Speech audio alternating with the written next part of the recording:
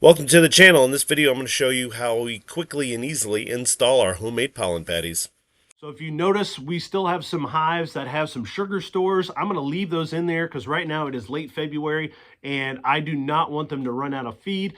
All of my hives are still pretty heavy, but a lot of times March is the worst month for a beekeeper because people will take a little peek into their hive and say, yeah, I got bees. And then from February to the beginning of April, the bees run out of food and they starve to death. And that is horrible. Ask me how I know. And so what I like to do is make sure that there's some sugar feed still in there, especially if my hives are a little light. But this is also the time in which I add those pollen patties.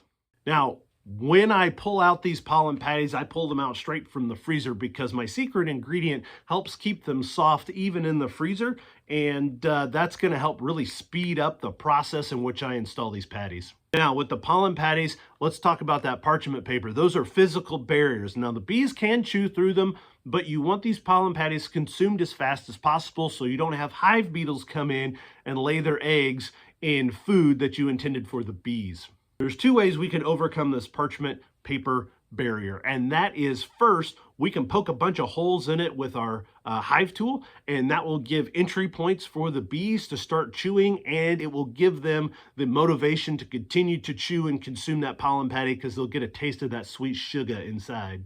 The second option for overcoming the parchment paper hurdle for those bees is, in addition to poking holes into the parchment paper, you can actually split the layers apart and lay them sloppy side up so that they don't make a mess in the comb, and the bees will come up and they'll consume that very quickly. I have a sugar box that I make for my wintertime feeding, and so that gives the bees the headspace to crawl up and over that pollen patty.